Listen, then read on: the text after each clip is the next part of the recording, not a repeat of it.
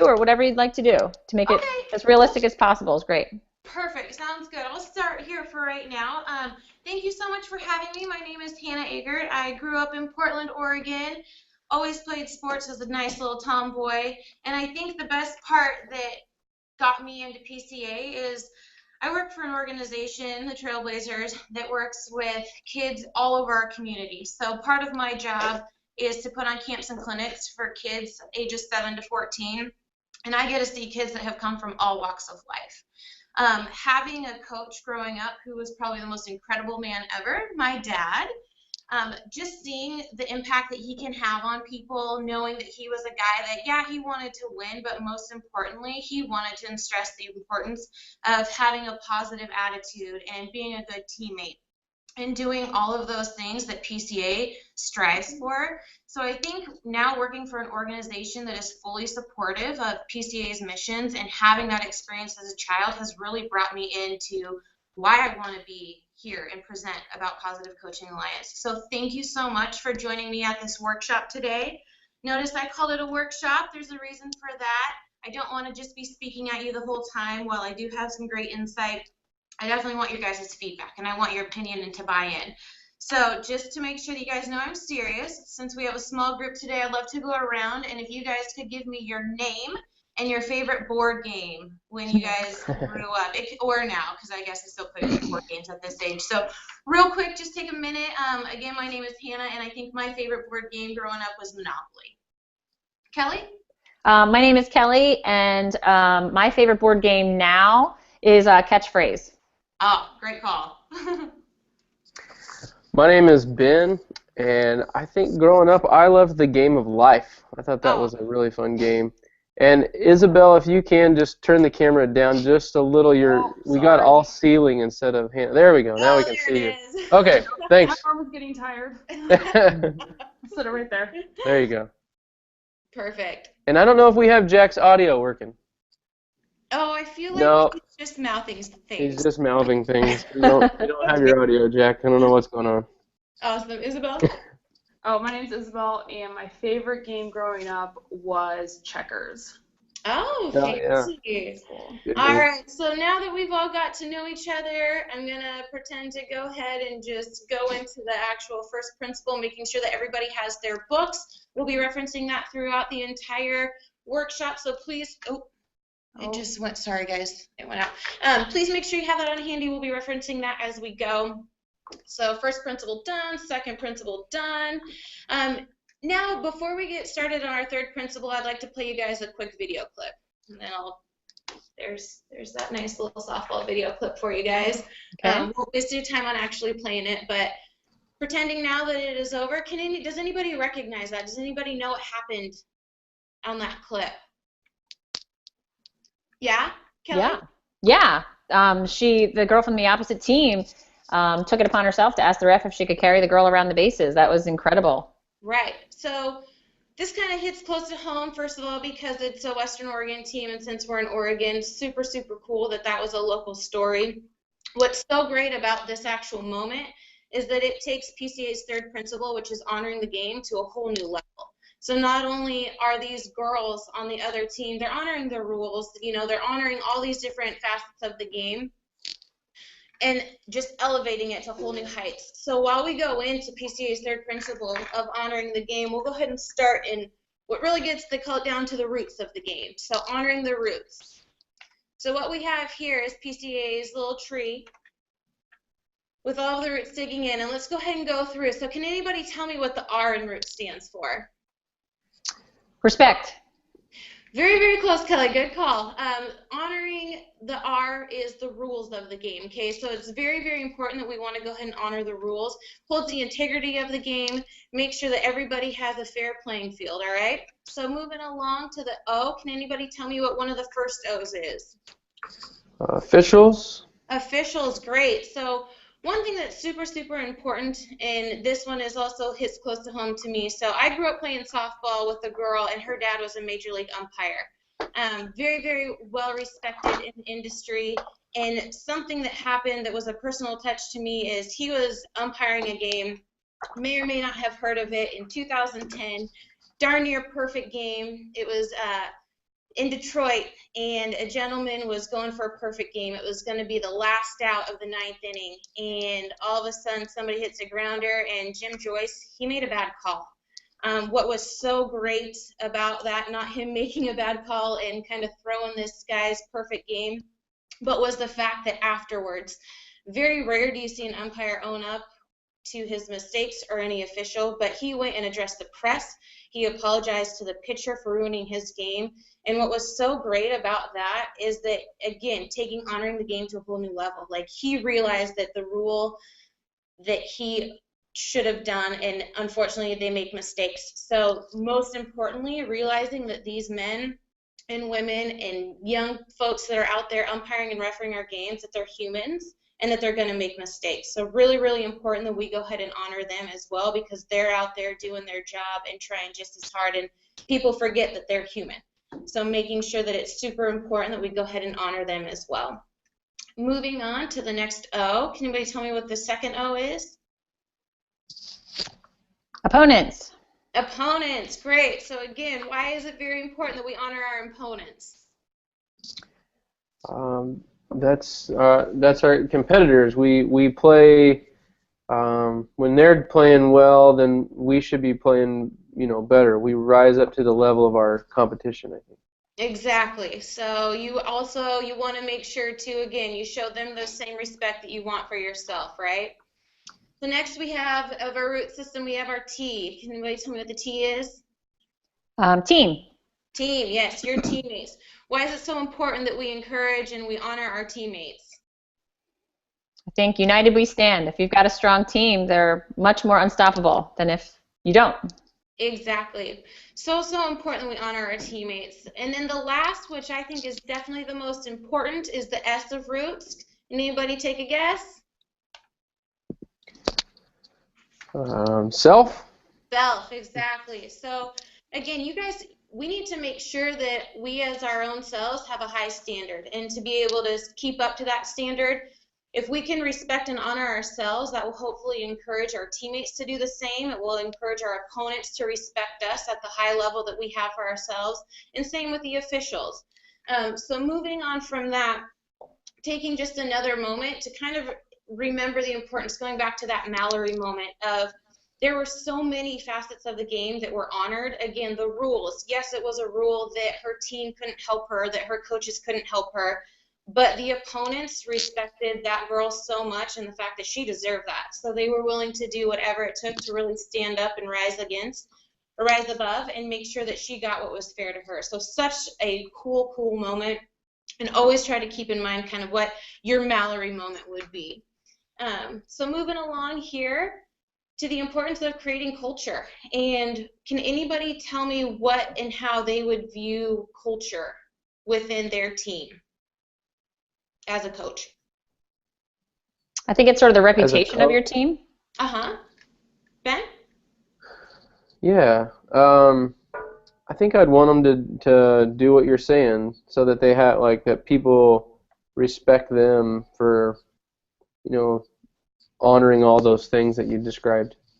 Exactly. So one thing, PCA really strives to make it known that culture is the way that we do things here. And regardless if you believe it or not, a culture is going to be created, and it's up to you to make sure that that culture being created is one that you want and that you're proud of. So one thing that we always stress at our Trailblazers camps and clinics is we always ask campers to control two things. That's their attitude and their effort. And we think that by having them control those two things, that's going to set a really nice culture for all of our camps and clinics going forward, really set the tone of the day. And again, just making them know and understand that this is how we do things here. We control our attitude. We are kind to our teammates. We are kind to the officials. We are kind to everybody there. And give it all you got. We do want to win. We want you to give the best that you have and play hard and have fun while you're at it. So again, very, very important that the culture, you guys stress upon that and make sure that it's something that you believe in and that you present it well enough to your kids so that they want to buy into it too. Because if they aren't buying in, it's not going to happen at all. So moving on to something that, as a coach and keeping that integrity of your culture, we have something that PCA calls their self-control routine. So again, that culture that now that we've set, moving on from it, sometimes as human beings we can get a little irritated or agitated, whether a kid on your team is misbehaving or there's a bad call. So now what we bring into this is kind of what can we do to make sure that we're holding up to the integrity of our culture. So with that, we have our self-control routine. Can anybody tell me what is something that they do when they get in that heated moment, somebody makes a bad call, and you're so frustrated? What's something that you do to kind of calm yourself down? I take a drink. I have a water bottle, and I take a big, long drink. Perfect. Anyone else? I used to wear the Reebok pumps, and I would bend over and pump up my shoes. That is incredible and so amazing. Isabelle? Just take a deep breath, count to 5. Take a deep breath and count to 5. Perfect. So some of the cool ones that we have, and you guys can check out your books on page 46. They go through a ton of different variety of self-control routines. A couple of my favorites, one, because I always do this, and you can see I have it now on my hand. I always have hair tie. So one of the best things that I've heard is just to lift it up and snap it. You snap out of it, right? So I'm frustrated. Let me just snap myself. I'm going to snap out of that feeling, get back to the game, get there and be the best coach I can for my teammates. Another one, and Ben, I heard this from you, is the Olympic team. When they would make a mistake, they would go and they had a toilet in the dugout, and they would flush down their mistakes. And that is something that is so cool to me because you're literally flushing it goodbye, getting back on the field and moving on and getting to the importance of the game. So very, very important, too, that you guys have those moments so that you can uphold the culture with your team and making sure that it's just a continuous positive experience for yourself and the kids.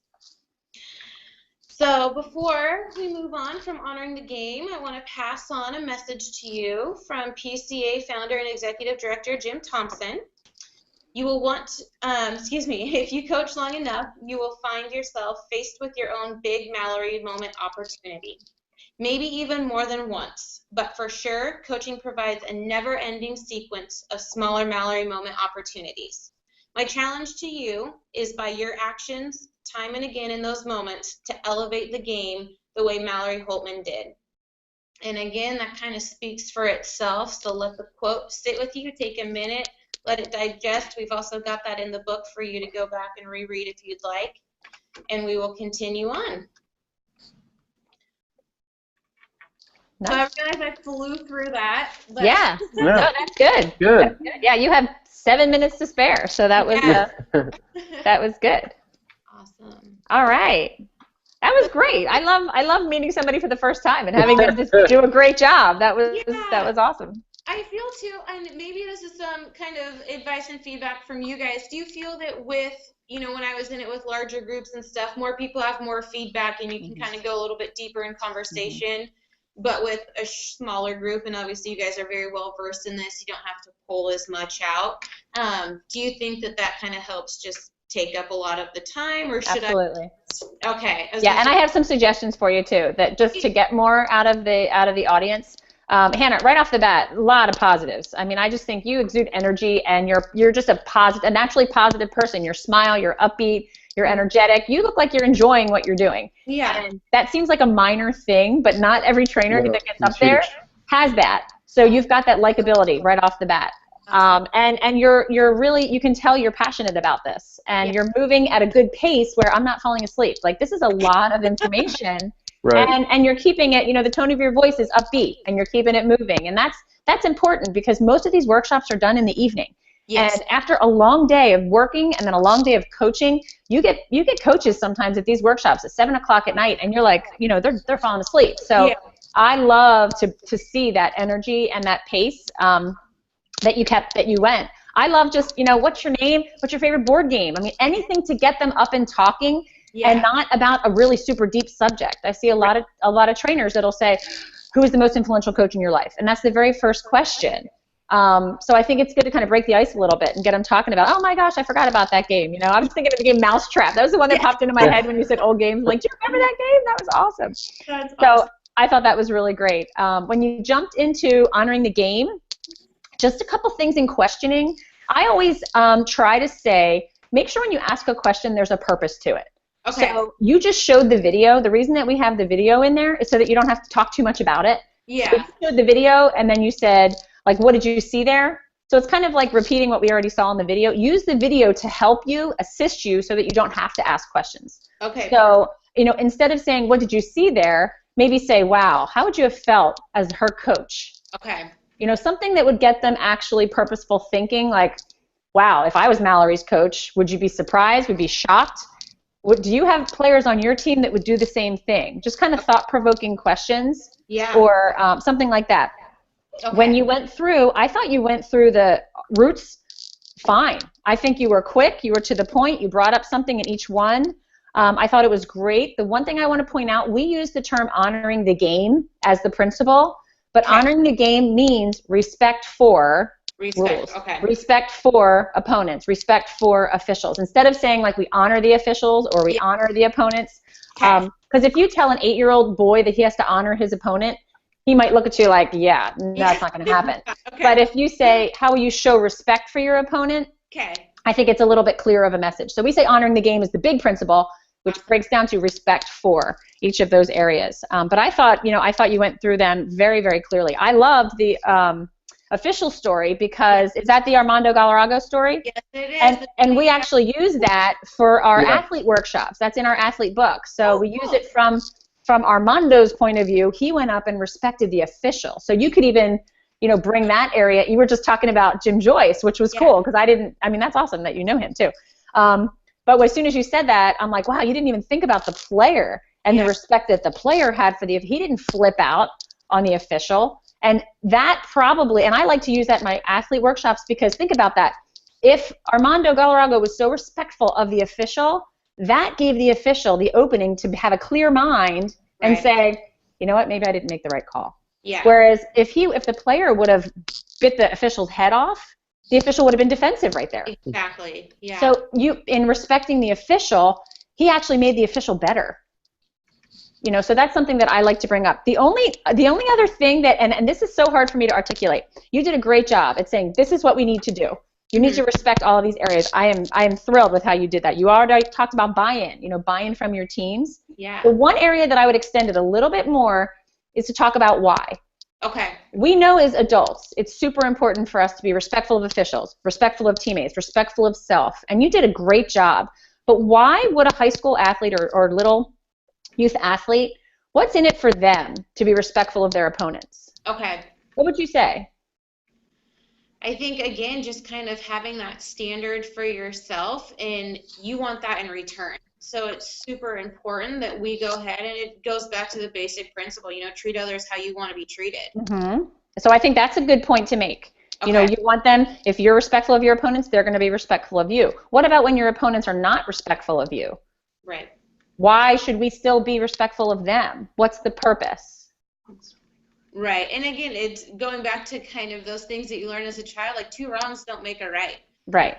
You still want to hold up the integrity of the game and never sink to anybody else's level. Like you have to rise above that situation. So it's a teachable moment, which is great. That's something you can tell coaches. This is a teachable moment. These kids are going to be faced with adversity, and they have to learn how to have self-control and to rise above the person that's being disrespectful of them. So just a couple of the things that you said, I think the first half was great. I'd like you to come in with the why. Why is this important? The other thing is if you respect an opponent, they're going to play harder, which is going to there in turn make you play harder. So I like to link it back to performance. Your performance will be improved if you're respectful of your opponent because they're going to push you harder. Yeah. So I like to say that to coaches. And the last thing, I really like the way that you connected the self-control routine and the mistake ritual. I would just use the term because this is the third principle. They've already used the term mistake ritual. Self-control routine is basically a mistake ritual that we as coaches have to use. Okay. So I think, and you linked that really well together. I just didn't hear the term. So I think that would be good to throw that in. Okay, perfect. Yep. Ben, how about you? Do you want to give feedback at all for Hannah? Hannah, I've known you for a while, and I agree with Kelly that you just exude positivity and your energy is really great in the room, and so I appreciate that so much. I think that you did a really good job of, and it felt like you owned the content instead of it just being something that you were reading, that you understand what it is, and because you have your own experiences to draw from. And so that might be something you could pull in a little more as some of your own experiences that as you go through. And I think we all have speaking tics that kind of we fall into a lot of times. Some people say some people say different words like I just said one of the things I noticed that you did several times today is you would repeat a word twice. You'd say very, very, or so, or really, really.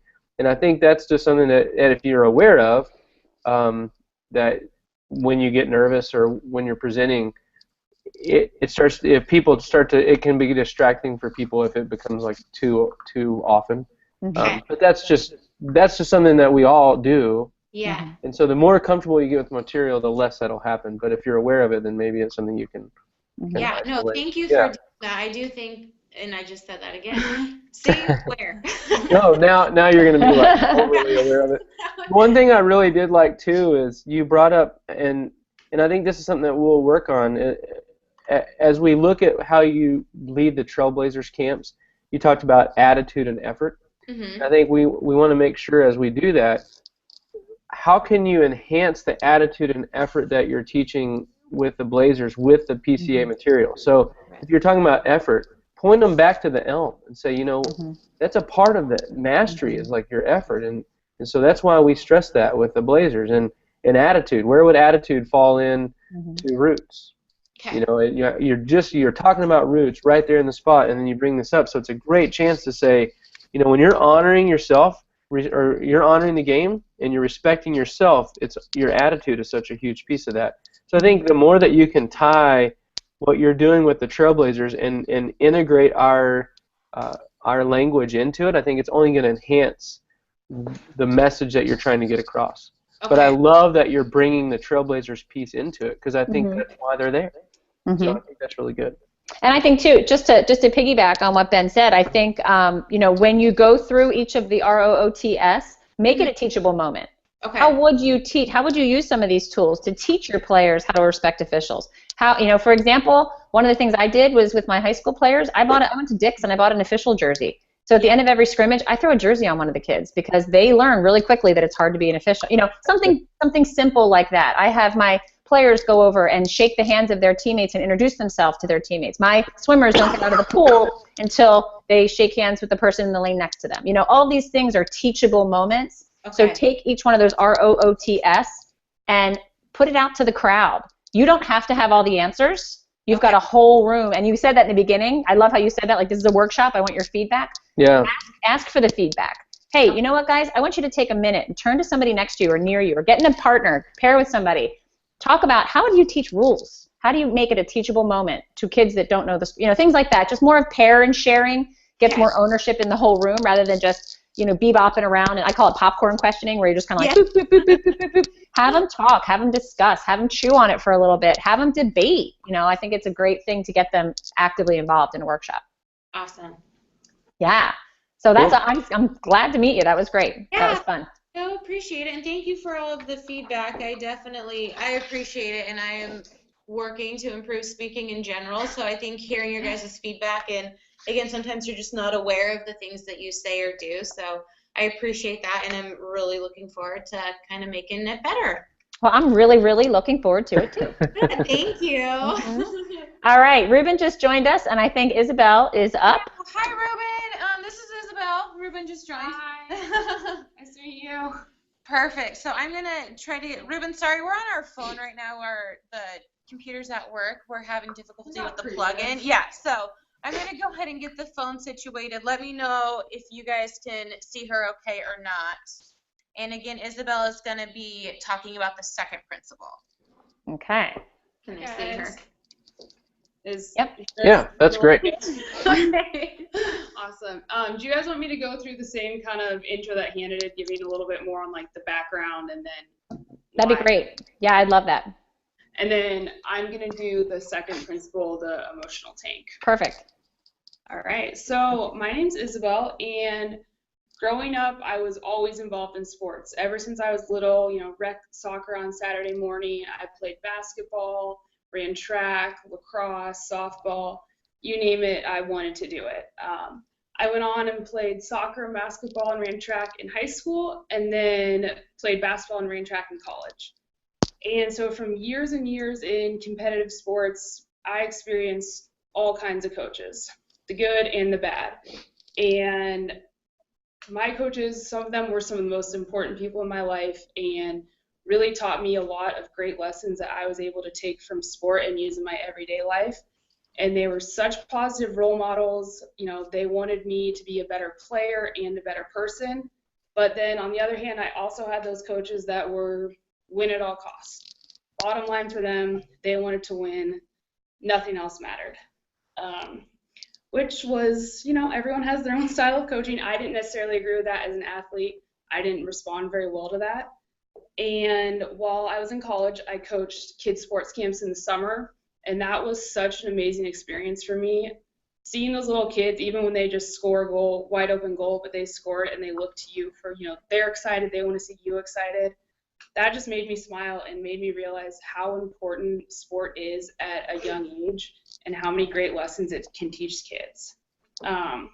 After college, I knew I wanted to stay involved in sports, and I was lucky enough to get an amazing job with the Trailblazers. And that allowed me to be introduced to PCA. And I really agree with the model of coaching that PCA promotes. I think that the positive coaching model is definitely the right approach, the way to go, and that being able to guide your athletes and teach them, you know, good skills in sports and then allowing them to use those skills outside of sports is so important. So today I'm going to lead us through the double goal coaching workshop, and I really want this to be a workshop. It's not a lecture. I don't want to talk to you for the next hour and have you take notes and then expect you to go back to your practice game and coach kids off what I talked about. I think as coaches, one of our greatest learning tools is each other. Hearing from, you know, what we struggle with, what works well, what our kids respond well to is so valuable. So I really want this to be interactive and collaborative. So I'm going to jump ahead to our second principle. Mm-hmm. Sorry, do you guys have the slideshow pulled up? Yeah, we've got it. Okay, awesome. So on this first slide, we see two gas tanks, two cars. Which would you rather drive? Which car? The one on the left with the empty, or the one on the right that is full? Right, full, all the way. And why? Because I'm not stressed out. Any other reasons you might want to drive that tank instead? Well, car won't go anywhere without gas, so I want the one with gas. Exactly. You could have the best car ever, greatest engine ever, but if that car's tank is on empty, you're not going anywhere. Opposed to if you get in a car, you got a full tank, you can go as far as you want, or at least as far as that full tank is going to get you. And that brings us to the second principle, which is filling the emotional tank. And your player's emotional tank is just like a car's gas tank. If that tank is on empty, they're not going to learn, they're not going to perform well, they're not going to enjoy the sport, opposed to a player whose tank is full. Totally different story. So 3 things that can occur when a player's tank is empty is they become a lot more pessimistic. They give up more easily, and they're just less coachable in general. They're less perceptive, you know, to critiques or criticism or suggestions to improve their game. On the flip side, when your player's tank is full, they're much more optimistic, deal better with adversity, and they're more coachable. And they create a better culture for the team. You know, you want to be around teammates that are positive and coachable and are having fun and optimistic and are going to encourage one another. So knowing that having your player's emotional tank filled is so important to being successful, before we get into ways that you as a coach can either fill that tank or drain it, I want us to do a little exercise. So pretend that you guys are the coaches and I'm the player. When, you know, think back to a game where, you know, one of your players might have missed a really important shot or made a mistake. Where do your players look? To the coach. Any other spots they might look? Their parents looking up in the stands. Exactly. Parents, coaches, teammates, you know, even at the ground. And so it's really important as coaches that we're aware of how we react when our players look to us for some kind of response. So let's say I'm in a basketball game, 2 seconds left, I'm on the free throw line, our team's down by 1. I shoot, miss my free throw, game over, my team loses. I turn and look to you as my coach. What are some verbal cues that you might give a player that would drain their tank? Oh, we could have won. If you'd only made it, we could have won. Come on. Oh, That's jeez, terrible. what a killer. Exactly. Killed us. I already know that I screwed up. I know I missed that shot and my team lost. And now my coach just reinforced that feeling, and I feel even worse. So same scenario, take that free throw, miss, game over. But this time when I turn to look at my coach, what are some positive feedback that you might give a player to fill their tank? Nice try, Isabelle. Good job. Good Way to effort. get to the line. Way to get yourself to the line. Yeah. Hey, Isabelle, you had really good form. You were much closer than last time. Exactly. All those are great examples of, acknowledging that, yeah, I missed the shot, but there's a lot of things that I did great that I should still be proud of and not just, hang my head and give up.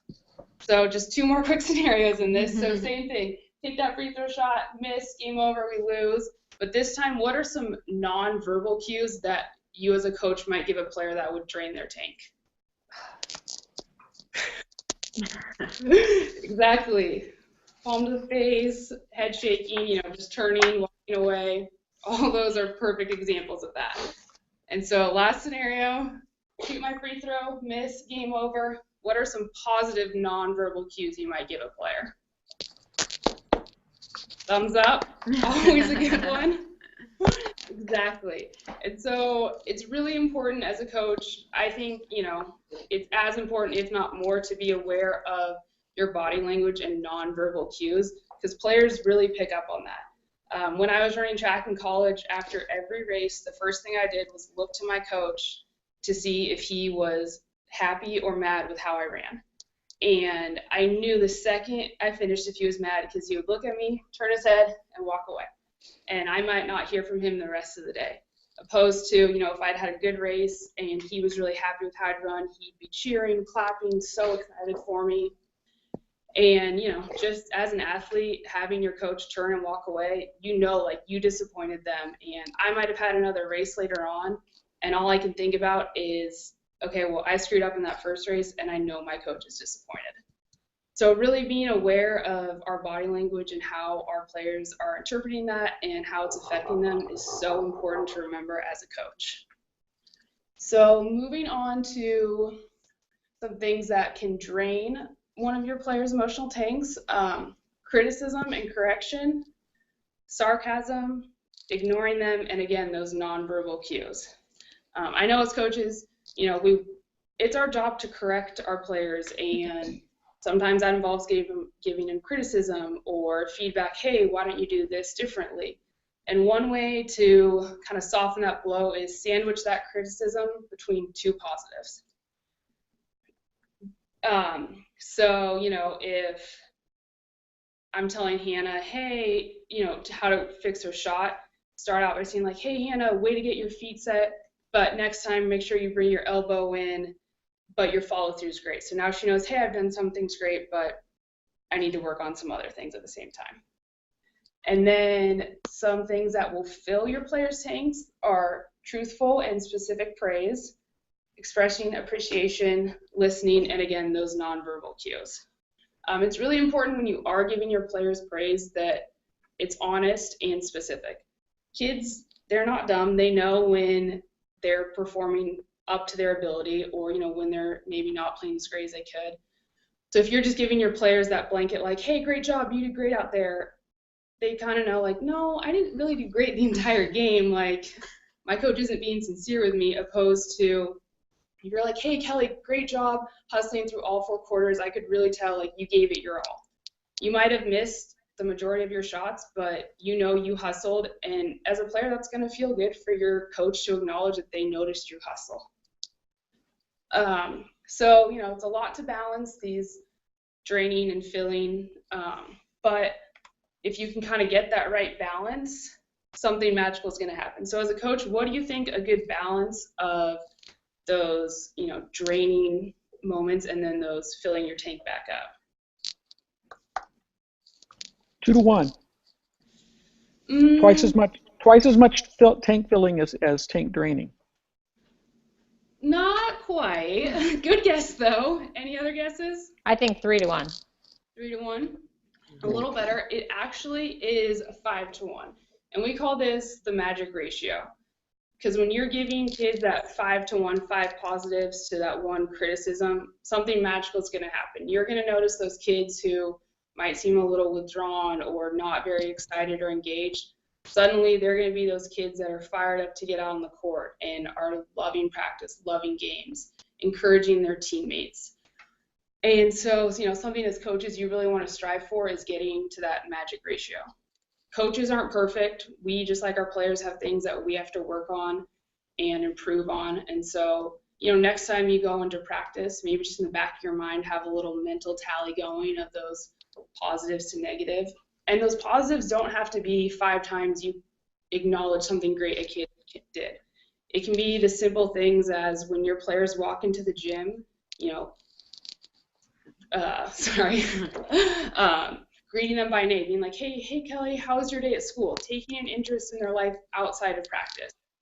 Acknowledging when they do the little things like picking up the cones, giving them a pat on the shoulder. All of those go towards that magical 5 number.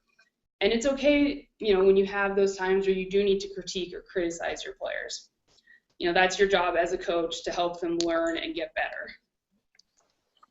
So all of those things, it's a lot to take in, but just remember, coaches aren't perfect either. So next time you're at a practice or a game, just try and, think of the little things that you can do to get to that magical 5-to-1 ratio. All right. Thank you. Nicely done. You guys both move at a good pace. No, it's good though. I don't feel like you missed anything. That's a shorter slide principle. The emotional tank has less slides, so that's usually the shortest principle in the whole workshop. Okay. So I'm going to ask Ben to start us out with some feedback, and then we'll just go right down the line. Isabelle, great job. I appreciate you spending so much time getting to know this material. And I think I appreciated at the beginning when you shared about your story. I think as a trainer, when you share your experiences as far as like really kind of setting up, and a lot of times they'll read a bio, but like sharing that, look, I've got years of experience in sports, and my experience has been both good and bad. Mm-hmm. I think that helps other people that are in the room understand that, oh, okay, so this person knows what they're talking about a little bit. Like she's obviously played sports, and so that's good. And so I appreciate that you shared some of that with us, so that we kind of understood where you come from. And let's see. I had several notes. I think you engage. Like there was one point when you started talking about the different, like the giving honest truths to people and sharing, the feedback, and you kind of listed a few off, and I felt like that there's an opportunity that you can engage us a little more. But then just like immediately after that, as I was starting to feel like, man, I wish you'd pull us in a little, then immediately after that you asked us a question. So I felt like that timing, you just nailed it right at the end. But just look for those opportunities as you're talking about this stuff to ask questions. Because then it's more, like you said at the beginning, it's going to be a workshop instead of a presentation. So maybe when you're talking about, what are some other examples of honest truths, or just always be looking for ways to engage us. And honestly, I think it'd be good for you to come out and see our Double Go Coach workshops. I don't think you haven't been to one yet, have you? No, I've just gone through when we've gone through the deck those couple times. Yeah. And so I think that'll be the key thing that for you that will make a big difference, is just coming and observing one in action, or obviously the more the better, but once you see it and take it, because you're doing such a great job of having never seen this, still understanding the content and being able to then turn around and deliver it in a conversation is a tricky thing. And there's some little tricks that Ruben has and all the trainers have that just take it from and kind of bring it to life. And like with the the car tank thing. You know, it's Yeah. setting it up and like, all right, you got a Mercedes.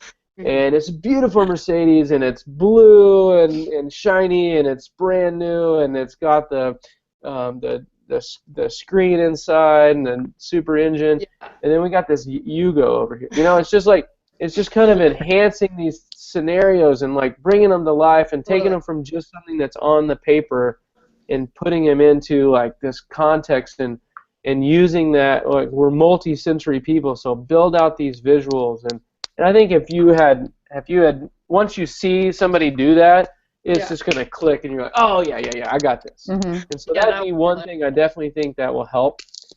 Ben, can I jump in on that? Can I add something to that, Ben? Yep. Kelly, you probably at some point sent Hannah and Isabelle some workshop video links. We watched the You actually have seen some of the video links? Yeah.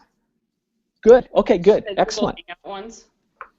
So you have experienced some workshops, just not live. You've done it via video. That's great. Okay, thank you. And that's it for me. I think that I'd love to hear what other people have to say. Okay. So Isabelle, I'm gonna jump in right away because I just saw you do. Look at Isabelle right now, you guys. Everybody, look at Isabelle right now. How often did we see that during her 15-minute workshop? Not enough. Yeah. Isabelle, do you know what I'm talking about? Look at you. You're having fun. You're smiling. I know is not my greatest strength. I'm working on it. You're good. You got a lot to work with, Isabelle, and so I would have waited, but since you were laughing and smiling, I thought, here's my chance. Go for it. You know, it's fine. No. I want you to have fun with this because you're good and you're you know your stuff, and I was so impressed with your content knowledge, and a lot of things. But I want to see you show that you want to be there, that you're enjoying it, that you're having fun. You got a great smile and a nice laugh, and people will be drawn in all the more when they see that. And Kelly, real quick, if I can just cut in, Ruben, the key to public speaking, the key to connecting to your audience is being exactly who you are. If you are a goofy person who has a funny personality and you find things to be hilarious, even if people think they're weird, or if you think, if you have a story to tell that you're like, oh, I'm not sure because I'm supposed to be professional here. We want you to be professional, obviously, but the more you can be true to who you are, it doesn't matter if people think your jokes are not even funny or they think that this is like the goofiest activity they've ever done. They're going to connect with you. It's when you take somebody that has a lot of personality like you do and you put them in a box and you give them a clicker and you say, there's a PowerPoint, and you're like spitting out the information, that's where you feel awkward. And when you feel awkward, we feel awkward. Right. So I'm not saying, again, I agree with Ruben. I think you've got a ton of personality showing through. I just want you to just take a deep breath, relax, pretend we're all talking to your friends. Like, pretend if you just had like a bunch of friends over, you had a bottle of wine, and you're talking to them about PCA. You would be casual. So treat your audience like that, and they're going to respond 10 times more than if you do, I call it click and spit. Like, we don't want you to just click, there it is, click, there it is. We want you to just laugh, joke around, goof around about stuff. Not goof around, but we want to see your personality, your sense of humor, your vulnerability, where you've messed up, where you've done well. That's what's really going to make you a fantastic public speaker and facilitator. Yeah, that's super good feedback. Appreciate Kelly, it. I'll finish my feedback and turn it over to others. Okay. Isabelle, you did so much well here in this session. You have a quiet intensity. The first thing I wrote down was intensity when you started, and that's fine. It's you want to be. Do I look intense right now as I'm talking to you? A little bit. You want to be intense sometimes, and then there's other times when you want to, show that smile. But you're very poised. You have a really good flow and pace, and you interact with the slides extremely well. You use the slides to guide you. You use them as a tool, and that's the way it's supposed to be. I was really impressed, Isabelle, and now I'm wishing I'd seen Hannah. Although I did get to see Hannah live, and I know how talented She is too. So, Pretty good. Pretty great. Isabelle, I thought it was really well done. In fact, one question for you. How well could you do one of the other principles right now, do you think, if you had to do it right now? I feel pretty confident in being able to do them. Good. Wow. That's impressive. I don't know, being an athlete, a lot of these things, you know, are kind of second nature to me, and I can really connect with, which is really great. It's not kind of like pulling teeth, like, okay, how do I make this relatable to like my experiences? So I'm fortunate to have that. I'm gonna come join in too. Yeah. Okay. Towards the end. Maybe we can get this to like set up. There we go. Jack, can we hear you yet? We still can't hear you. If you have any feedback, feel free to type it in. We still can't hear you. Sometimes you can pull your headphones out of your computer. See if that works. Oh. Sorry. Nothing. Yeah, maybe you guys can send us that written. Yeah. Yeah, there you go. I just have a few things just to tack on, Isabelle, for what everybody else said. My very first thing right off the bat was like, she is somebody I want to listen to. When you rattle off all the sports that you've played, everything from basketball, track, soccer, and then you played 2 sports in college, that gives you credibility right off the bat. I want to hear about that. And I didn't hear hardly any personal stories from you. And you're, you know, there's a lot of people that are team sports players, you know, soccer, basketball. But to get that combined with a track attitude or swimming or an individual sport like that where you actually need the mental toughness to push yourself through, that's a dangerous quality. And the fact that you've been coached in all of those sports and all of those teams, you probably have a million stories you could tell. One of the things that I love about PCA trainers is that they have this huge wealth of experience to bring. And you know, we actually have like professional athletes that are PCA trainers, and I've seen them not share any stories. And I'm like, are you kidding me? Like, you're an NHL hockey player. And they say like, oh, well, I don't want to talk about myself too much. And I'm like, well, you got to be kidding me. Like, this is what we want to hear. So it doesn't have to be the Isabelle show, but throw it in a little bit about your own experience, because the other thing that I always warn people is if you're a lacrosse coach, don't use all lacrosse examples. Well, you, from your own experience, you can pull out 5 different sport examples. And I mean, I played 3 sports, and I played 2 sports in college, and I love being able to draw upon that knowledge. As you said, it's not a hard sell because you understand, you've lived all these principles. It's just connecting them to what you're doing and using PCA language to communicate them. So that's what I want to see. My 2 things were, I want to hear personal stories, and I want you to have fun. I really think that you are, I mean, I could just tell you're a fun person. That didn't come through. So I want you to have fun. And, you know, this is the first time you've done it. When we go through the 6-week course, this technically would be the 3rd time that we have people go through it with E-Tank. We have you do a practice round, and then we have you do your final. You guys just kind of jump right to the final. So all this feedback that we're giving you now, we would have already given you 2 other opportunities. So by the time the trainers in this course get to the final round, they're like, all right, I got it. I don't know if we just lost her there. Oh, there you go. Sorry, nope, we're good. Okay.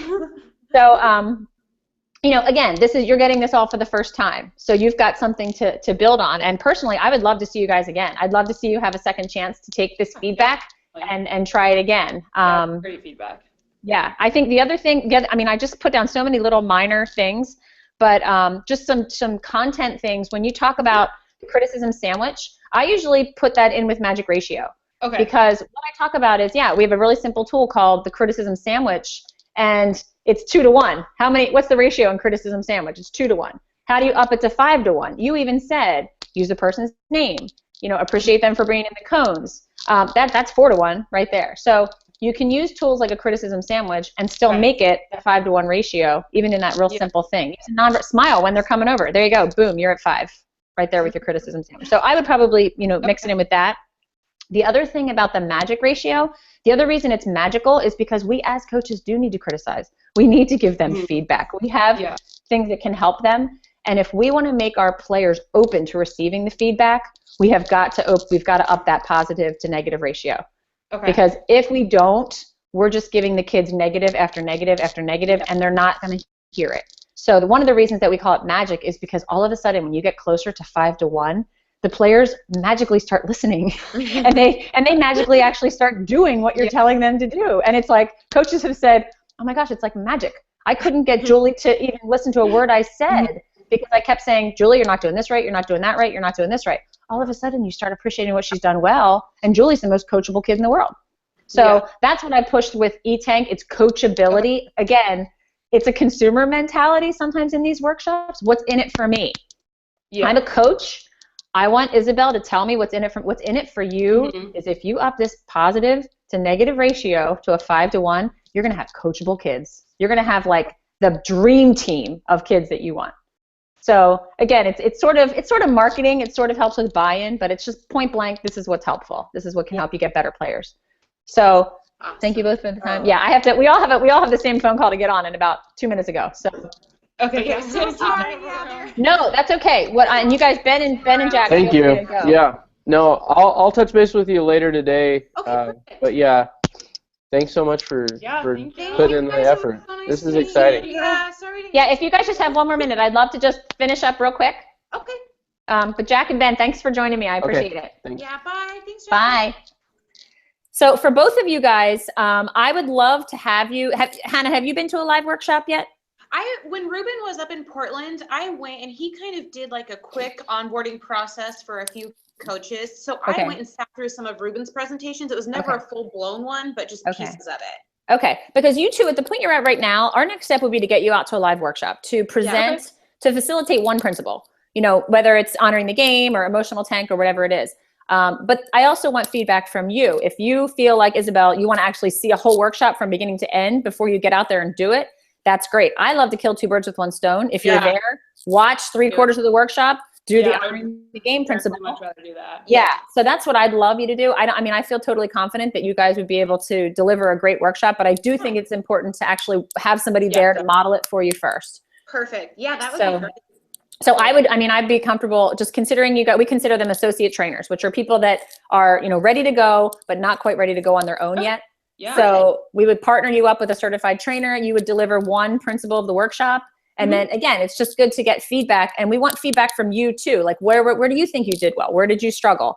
How can we help you with this? Do you need more ideas? Do you need more time? Maybe next time you could do 2 principles, or next time you're like, no, I'm good. I got it. I feel good. I got all the kinks worked out. I know how to use the clicker and the PowerPoint and that, there's a lot of moving parts. So, I like to get feedback from you guys. It's not just me evaluating, saying, check, you're good to go. I want to hear from you guys too. So. Hey, cool. Well, we'll put together some thoughts and shoot you a little note here too. We really appreciate your time, and thank you for being so flexible with us. Oh no, absolutely. Yeah. I think it's great. As I said, this is the first time I've ever done a final hangout with people I've never met. So I think it's cool. I think it's great that you guys were able to use the videos and stuff that we sent and do it. So so we'll be in touch. I will send an email out to everybody on the team, just letting them know kind of your status and that I've talked to you about it. Perfect. And then we'll try to get you out to a live workshop. Awesome. Thank you so much, Kelly. Yeah, absolutely. Thanks.